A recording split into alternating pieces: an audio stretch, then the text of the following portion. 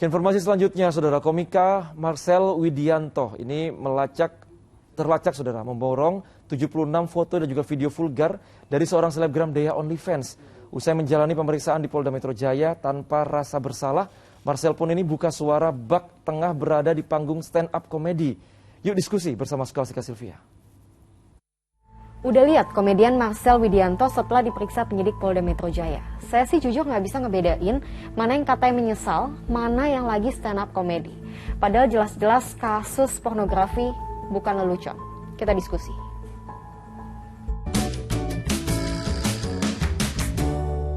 Pintunya bukan di sini, bukan di sini, woy.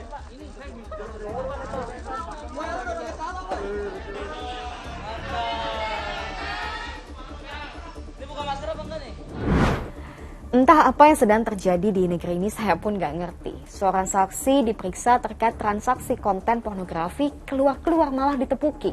Alhasil saat minta maaf sama sekali gak kelihatan raut wajah menyesal. Saya minta maaf dulu atas kegaduhan ini, teman-teman.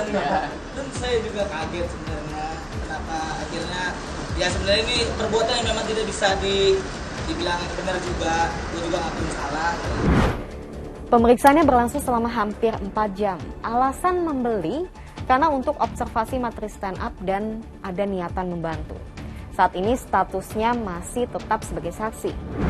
Pertanyaannya, apakah membeli dan menyimpan konten pornografi tidak salah, tidak bisa terjerat hukum? Undang-Undang Nomor 44 Tahun 2008 tentang pornografi.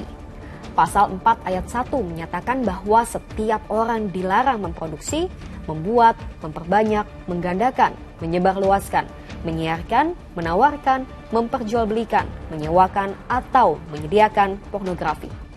Pasal 5 dilarang meminjamkan atau mengunduh pornografi. Dan di pasal 6, setiap orang dilarang memperdengarkan, mempertontonkan, memanfaatkan, memiliki, atau menyimpan produk pornografi sebagaimana dimaksud dalam pasal 4 ayat 1. Intinya, pornografi menjadi tindak pidana apabila sudah masuk ke ruang publik. Lalu dalam konteks kasus Marcel dan juga Dea OnlyFans, mengkonsumsi untuk kepentingan pribadi. Seperti apa hukumnya? Ya, dia bisa nggak kena apa-apa, ya. Tetapi kalaupun dia dipanggil dan didengar sebagai saksi, itu untuk membuktikan bahwa ada transaksi, gitu loh. Membuktikan bahwa ada jual beli, ada transfer, gitu. Ya, jadi itu yang akan dibuktikan oleh penegak hukum. Tapi belum selesai sampai di situ. Ketika pornografi dikategorikan sebagai tindak kejahatan, maka secara otomatis barang yang diperjualbelikan masuk ke dalam produk kejahatan. Ancaman inilah yang bisa menjerat tidak hanya pembuat ataupun penjual, tapi juga penikmatnya. Bisa juga dia dijadikan tersangka karena dia menggunakan barang terlarang, gitu. Barang hasil kejahatan, gitu.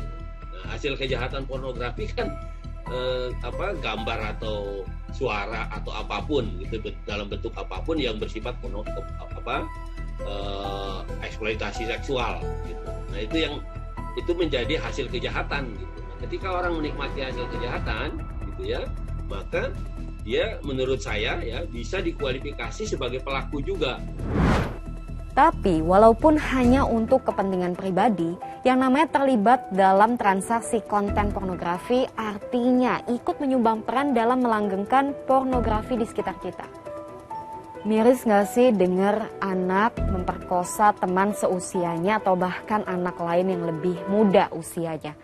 Gak bercanda loh ini. Ada data lama sih tahun 2017 tapi bagaikan fenomena gunung es. Ternyata kasus kekerasan pada anak 80%-nya adalah kasus kekerasan seksual yang dipicu oleh konten pornografi. Faktanya adalah dia bisa menyebabkan kecanduan seksual juga, lalu kemudian biasanya bisa dibarengi juga dengan penggunaan substance atau hal-hal lain di luar pornografi itu sendiri, karena memang dia bisa mengakibatkan depresi, mengakibatkan kecemasan, sehingga kemudian dia bisa mendorong seseorang untuk misalnya menggunakan obat-obatan juga gitu ya, yang kalau dalam situasi yang tidak benar dan baik, ini bisa membuat mereka menjadi memiliki perilaku yang beresiko, yang ujungnya bisa jadi tadi berhubungan dengan hukum. Dalam hitungan minggu, kalau sesuai dengan jadwal, rancangan Undang-Undang Tindak Pidana Kekerasan Seksual akan segera disahkan. Dan hingga saat ini, perkosaan tidak termasuk di dalam pasalnya.